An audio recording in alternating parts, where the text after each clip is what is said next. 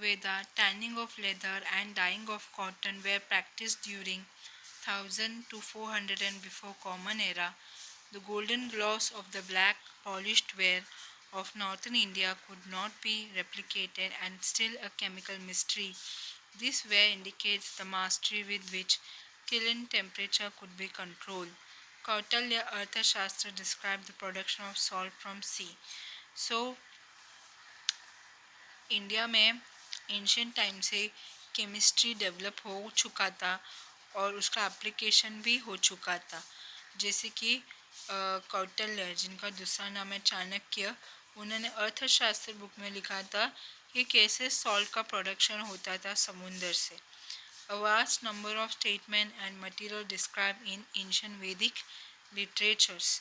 तो बहुत सारे केमिस्ट्री का स्टेटमेंट और मटेरियल को डिस्क्राइब किया था एंशियंट वैदिक लिटरेचर में। Be shown to agree with modern science finding copper utensils, iron, gold, silver, ornaments, and terracotta discs and painted grey pottery have been found in many archaeological sites in North India. तो copper utensils, iron, gold, silver, ornaments, terracotta disc और painting, grey pottery, ये सब use हुआ था archaeological sites में north India में। Sushruta Samhita explain the importance of alkalis. Sushruta Samhita में alkalis का इम्पोर्टेंस के बारे में एक्सप्लेन किया था। The Charak Samhita mention ancient Indians who knew how to prepare sulfuric acid, nitric acids and oxide of copper, tin and zincs। जो चरक संहिता में एंशियंट इंडियंस लोग कैसे केमिकल्स प्रोड्यूस करते थे, जैसे कि sulphuric acid, nitric acid, copper का ऑक्साइड, टिन का ऑक्साइड, जिंक का ऑक्साइड, ये सब कैसे प्रिपेयर करते थे। यहाँ तक the sulphates of copper, zinc and iron and carbonates of lead and irons. तो कॉपर का सल्फेट, जिंक का सल्फेट, आयरन का सल्फेट, लीड का कार्बोनेट, आयरन का कार्बोनेट, ये सब कैसे प्रिपेयर करते थे, ये चरक संहिता में बताया गया है। Rasa describe the preparation of gunpowder mixtures. Tamil text also describe the preparation of firework using sulfur, charcoal, salt, petre, that is potassium nitrate, mercury, camphor, etc. तो रसोपनिषद में ये जो लिटरेचर है ये गन पाउडर के कैसे प्रिपेयर करते हो बताते।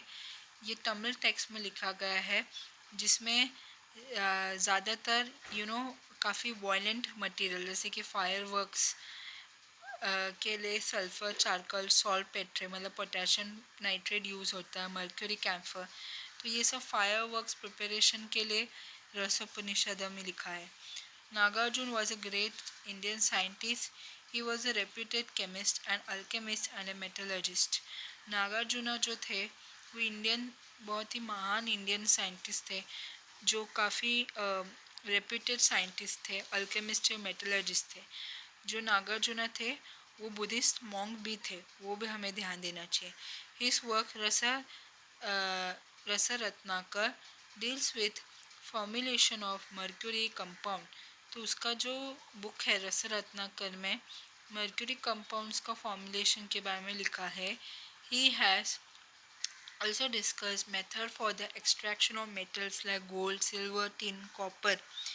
उसने बहुत सारे मेथड के बारे में लिखा है जहाँ पे मेटल्स का कैसे एक्सट्रैक्शन होता है, gold, silver, tin and copper. A book रसा रसा नवम appeared around 800 and common era। It discussed the uses of various furnace, oven and crucible for different purposes। रसा नवम ये जो बुक है वो 800 एंड कॉमन एरा में लिखा था। इसमें बताया गया है कि कैसे बहुत सारे फर्नेस, ओवंस यूज़ होता था, क्रूसिबल्स यूज़ होता था अलग अलग पर्पस के लिए। It describe method by which metal could be identified by flame colour. यहाँ तक उसने ये भी बताया था कि हम मेटल को भी कैसे आइडेंटिफाई कर सकते हैं जब हम मेटल को किसी फ्लेम के साथ ट्रीट करेंगे तो फ्लेम में से अलग अलग कलर निकलता है। तो फ्लेम के अलग अलग कलर निकलने से हमें पता चलेगा कि ये मेटल जो है कौन सा, मतलब कॉपर होने दो, आयरन होने दो, जिंक होने दो, कैडमियम होने दो, जब भी उसको फ्लेम के साथ ट्रीट करेंगे तो अलग कलर देता है। Chakrapani discovered mercury sulfide. The credit for inventing soap also goes to him. He used mustard oil and soap alkalis as ingredients for making soaps. तो चक्रपानी जो है उन्होंने मर्क्यूरी सल्फाइड डिस्कवर किया था। यहाँ तक उन्होंने ही सबसे पहले सोप इन्वेंट किया था। और सोप उन्होंने कैसे बनाया था, मस्टर्ड ऑयल्स और अल्कलीस, इन दो इंग्रेडिएंट्स यूज़ करके सोप बनाया था। Indian began making soap in the 18th century Common Era. Oil of aranda and seeds of mahua plants and calcium carbonate were used for making soaps. Indians ने 18th century common era में ही soap बनाना start किया। उस ज़माने में जो soap बनाने के लिए जो इंग्रेडिएंट्स थे, जैसे कि एरंडा ऑयल, महुआ प्लांट्स का सीड्स, कैल्शियम कार्बोनेट्स, ये सब यूज़ होता था सोप बनाने के लिए। The painting found on the walls of Ajanta and Ellora, which look fresh even after ages, testify to a high level of science achieved in ancient India. तो ALARA, Ajanta Ellora जैसे जो केव्स जो है, जहाँ पे बुद्धिस्ट मोनेस्ट्री है, Jain temple है और हिंदू टेम्पल है, वहाँ पे बहुत सारे ऐसे जातक कथा पे बेस्ड पेंटिंग्स हैं। तो पेंटिंग अभी भी हज़ारों साल के बाद फ्रेश दिखता है। तो उससे पता चलता है कि एंशियंट इंडियन लोगों को केमिस्ट्री के बारे में एकदम एडवांस नॉलेज था।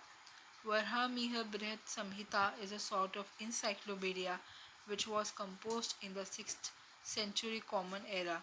वराहमिहिर बृहत संहिता करके एक बुक है जो एक तरह का इंसाइक्लोपीडिया जैसे है, जो 6th century कॉमन एरा में लिखा गया था। It inform about the preparation of glutinous material to be applied on wall and roof of house and temples. उस बुक में लिखा था कि कैसे ग्लूटेनियस मटेरियल को प्रिपेयर करते हैं, जो जिसको अप्लाई कर सकते हैं घर के छत में, दीवार में और टेम्पल्स में। It was prepare entirely from the extraction of various plants, fruits, seeds and bugs. ये जो ग्लूटेनियस मटेरियल जो है वो बहुत सारे नेचुरल प्रोडक्ट जैसे कि प्लांट्स, फ्रूट्स, सीड्स और बग से बनाया गया था, which were concentrated by boiling and then treated with various resins. जिसको concentrate किया था बहुत सारी रेजिन से, जिसको concentrate किया था बॉइलिंग से और उसको रेजिन से ट्रीट किया गया। It will be interesting to test such materials scientifically and assess them for use. ये सब टेस्ट करना बहुत इंटरेस्टिंग होगा ऐसे साइंटिफिक मटेरियल के लिए, और उसको यूज़ करना भी बहुत इंटरेस्टिंग होगा।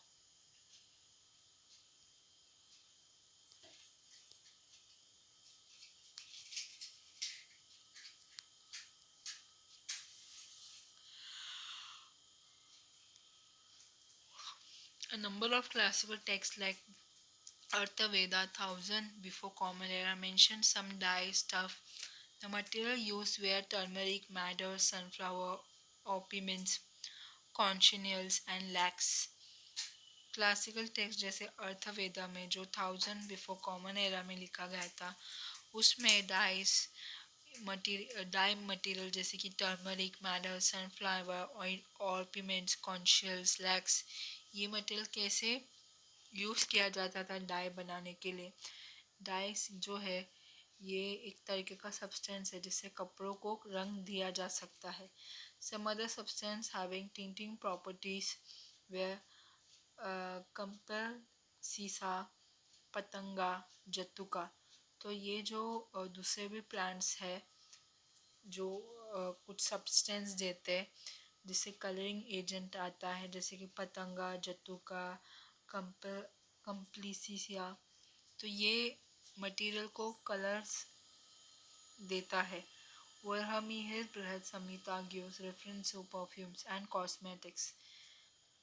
Recipes for hair dyeing were made from plants like indigo and mineral like iron powers, black iron or steel and acidic extracts of sour rice gruel. तो वराहमिहिर बृहत संहिता ने रेफरेंस दिया था परफ्यूम्स के लिए और कॉस्मेटिक्स के लिए। उन्होंने रेसिपी दिया था कि हेयर को कैसे डाई कर सकते हैं प्लांट से, जैसे कि इंडिगो है, मिनरल्स, मिनरल जैसे iron power, black iron, steel, acidic extracts, या फिर राइस ग्रोल का एक्सट्रैक्ट्स, इससे हेयर को कैसे डाई कर सकते हैं। गंदा यूक्ली describe recipe for making scents, mouth perfumes, bath powders, incense and talcum powder।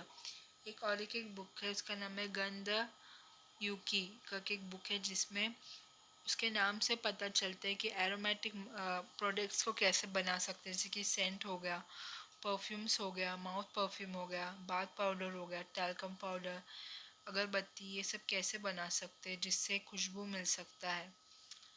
Paper was known to India in the 7th century as account of Chinese traveler Itzing describes। Paper के बारे में Indians को पहले से पता था, जो Chinese traveller Itsing ने डिस्क्राइब किया था 17th सेंचुरी में। Excavation at Takshashila indicate that ink was used in India from the 4th century. Takshashila का एक्सकवेशन करते वक्त जो आर्कियोलॉजिस्ट को इंक मिला था, और ये इंक जो है 4th सेंचुरी से यूज़ हो रहा था। The colour of ink were made from chalk, red leads and minimum. Colour ink जो है वो चॉक और रेड लीड से बना गया था। It seems that the process of fermentation was well known to Indians. Vedas and Kautilya's Arthashastra mention about many types of liquors. Charak Samhita also mention ingredients such as barks of plants, stems, flowers, leaves, woods, cereals, fruits, and sugarcane for making asavas। तो Indians जो है बहुत पुराने ज़माने से fermentation process के बारे में जानते थे। इनफैक्ट फर्मेंटेशन प्रोसेस के बारे में मेंशन जो है कौटिल्य का लिखा हुआ अर्थशास्त्र में मेंशन किया है कि कैसे लोग अलग अलग टाइप के लिकर को फर्मेंटेशन प्रोसेस से बनाते थे। चरक संहिता ने मेंशन किया कि कैसे प्लांट्स के शाखा से प्लांट्स के stems, flower, leaves, woods, cereal fruits और शुगर केन से असावास बनाते थे, मतलब एक टाइप का ड्रिंक बनाते थे।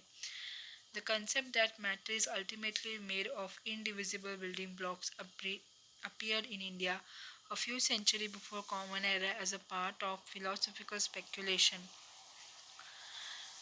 Acharya Kanad, born in 600 and before Common Era, originally known by the name Kashyap, was the first pronounced of the atomic theory. He formulated the theory of very small indivisible particles which he named Parmanu, comparable to atoms। So, India जो है वो बहुत ही हज़ारों साल पहले से atomic theory के बारे में जानता था। तो किसकी वजह से? आचार्य कानड़ की वजह से, जिन्होंने एटॉमिक थ्योरी के बारे में पहले ही बताया था कि सभी सराउंडिंग और नेचर जो है smallest unit of material, smallest unit of matter atom से बना हुआ है। ठीक है। सो आचार्य कानड़ का दूसरा नाम कश्यप भी था। जो एटॉमिक थ्योरी लोगों को 8th सेंचुरी में पता चला, वो एटॉमिक थ्योरी कुछ 600 एंड बिफोर कॉमन एरा में लोगों को पता चला।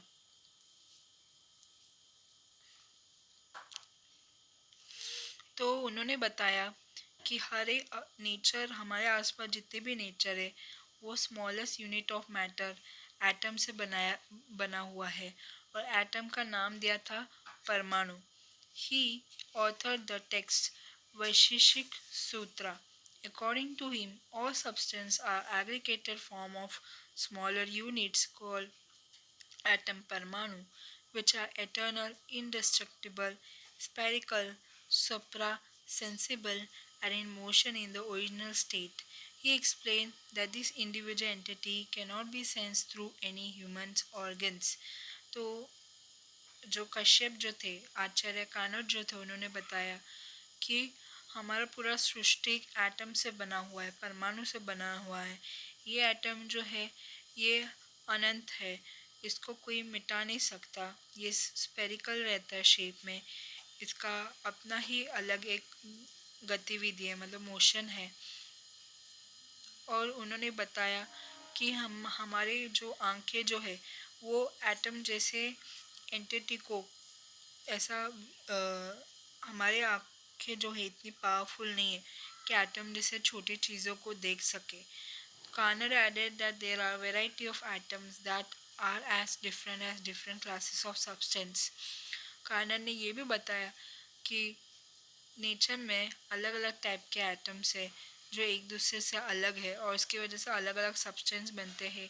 ही सेड दिस परमाणु could form a pair or triplets among other combination and unseen forces cause.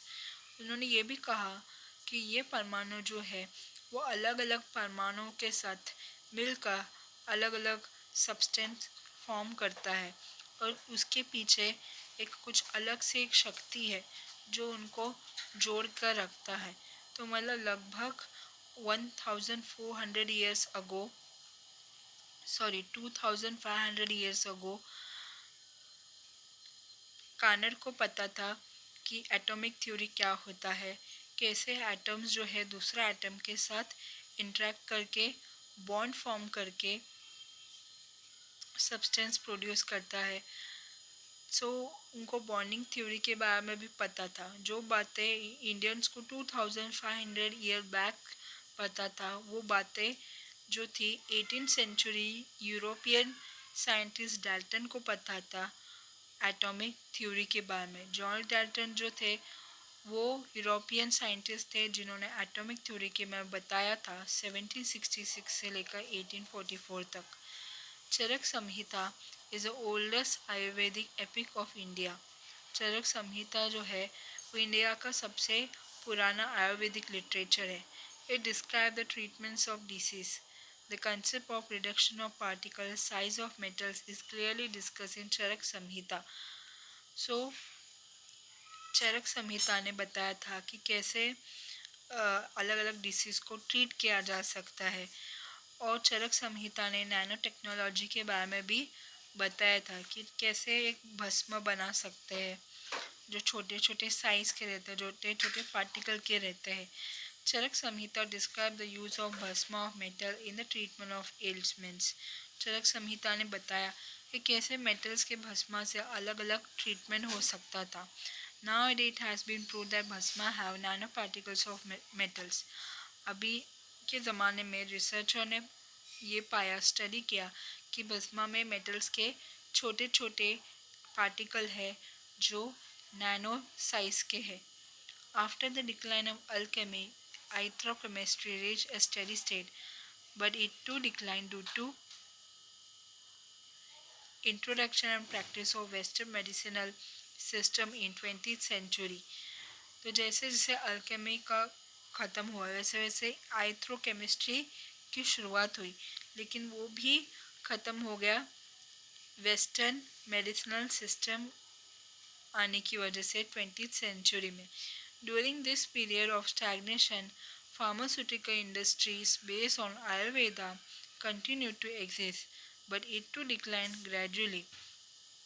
तो उस दौरान फार्मास्यूटिकल इंडस्ट्री ने आयुर्वेदिक के ऊपर बेस भी ड्रग्स बनाना स्टार्ट किया, लेकिन वो भी लगभग बंद हो गया था. It took about 100 to 150 years for Indians to learn and adopt new techniques. Indians लोगों को 100 साल से लेकर 150 साल तक टाइम लगा नए टेक्निक्स को अडॉप्ट करने में. During this time, foreign products poured in. As a result, indigenous traditional techniques gradually declined. तो फॉरेन प्रोडक्ट्स को जो है इंडिया में आने लगा, जिसकी वजह से जो हमारे इंडिजिनस ट्रेडिशनल टेक्निक्स है, मतलब जो हमारे एंशियंट टेक्निक है वो डिक्लाइन होने लगा. Modern science appear in India scene in the later part of 19th century. European का मॉडर्न साइंस जो है इंडिया में आया लेट 19th सेंचुरी में. By the mid 19th century, European scientists started coming to India and modern chemistry started to growing. Mid 19th century में बहुत सारे European scientist जो है इंडिया में आने लगे और उसकी वजह से मॉडर्न केमिस्ट्री का ग्रोथ होने का शुरुआत हुआ. From the above discussion, you have learned the chemistry deals with the composition, structure, properties and interactions of matter and is of much use to human beings in daily life. तो इस ऊपर जो हमने discuss किया उससे हमने सीखा कि केमिस्ट्री जो है कंपोजिशन, स्ट्रक्चर, प्रॉपर्टी और मैटर के इंट्रैक्शन के बारे में स्टडी होता है जो ह्यूमन के डेली लाइफ में होते रहता है. These aspects can be best described and understood in terms of basic constituents of matter that are atoms and molecules. तो केमिस्ट्री में जो सबसे मैटर का बेसिक कॉन्स्टिट्यूएंट है वो है एटम्स और molecules. That is why chemistry is also called the science of atoms and molecule. इसलिए केमिस्ट्री को हमेशा साइंस ऑफ एटम्स और मॉलिक्यूल कहा जाता है. Can we see way and pursue this entity atoms and molecule. क्या हम एटम्स और मॉलिक्यूल जैसे छोटे चीज़ों को जिसको हम देख नहीं सकते, क्या हम उसे नाप सकते हैं, उसका वे कर सकते हैं, क्या हम उसे देख सकते हैं? Is it possible to count the number of atoms and molecules in a given mass of a matter and have a quantity relationship between the mass and the number of these particles? जो भी substance हमारे पास है क्या हम उसमें से number of atom और molecule को कैलकुलेट कर सकते हैं? और जो भी जितने भी एटम्स है, जितने भी मॉलिक्यूल है, उनका एक दूसरे के साथ क्या रिलेशनशिप है? We will get the answer of some of this question in the unit. We will further describe how physical property of matter can be quantitatively described using numerical value with suitable units. ये भी describe करेंगे कैसे matter का physical property जो है वो quantitative तरीके से न्यूमेरिकल वैल्यू देता है सूटेबल यूनिट्स के साथ. Importance of chemistry.